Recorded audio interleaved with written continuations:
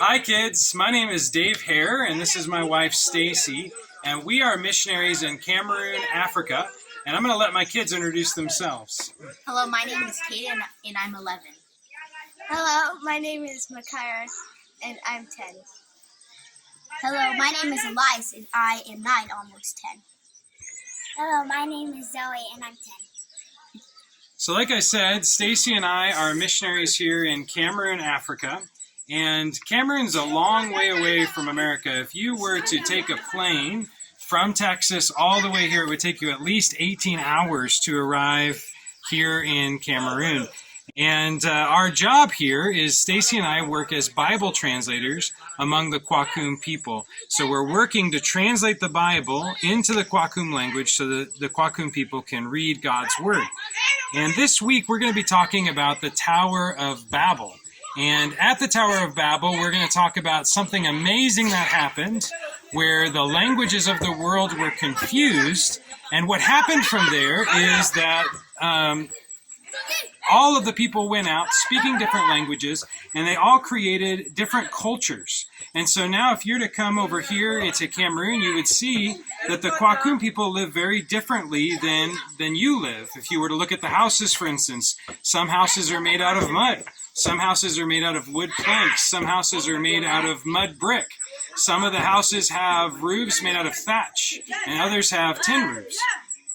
You also would notice that there are different foods, and the people look differently.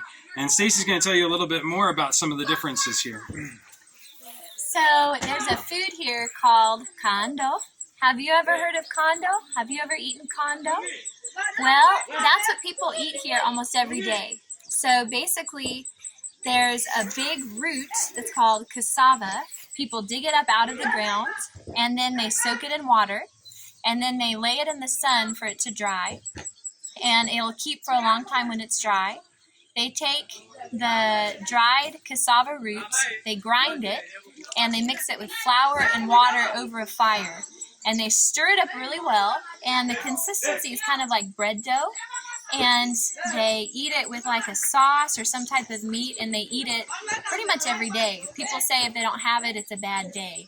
So that's one of the main foods here. So life in Cameroon is very different than life in America. And so the other day I recorded my kids talking about some of the things they liked about living here in Africa as opposed to living in America. So let's watch that. One thing I like about Africa is that the weather is perfect. It's never freezing, and it's nice and sunny, and we get to play outside, and we get to climb trees, and we get to play soccer, and the thunderstorms are like perfect. We run around and play in the rain. My favorite part about Africa is all the animals that live here, and this is our bird Cuckoo. He's very nice, and he likes to whistle for our dog over there. His name is Jack, and this is one of the 4 kittens. His name is Timothy. I named him that because he's cute. What I love about Africa is the rain. It gets really hard and windy, and all of my friends and us come out and play in the mud, and like we act like kind of pigs in the mud, but it's really muddy and stuff like that, and it's really fun to be in.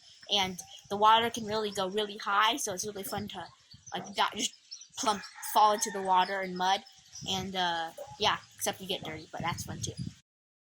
One thing I like about Africa is how there's so many open spaces. Like right behind me, there's when this is cut down, you can just play in it, and there's like no confined yards or anything like that. And so people can come to our yard and play soccer, or we can go to their yards sometimes and play soccer there. And that's one thing I like. Well, thank you for letting us share a little bit about Kwakum culture, and we'll see you guys tomorrow. Bye. Bye. Bye. Bye.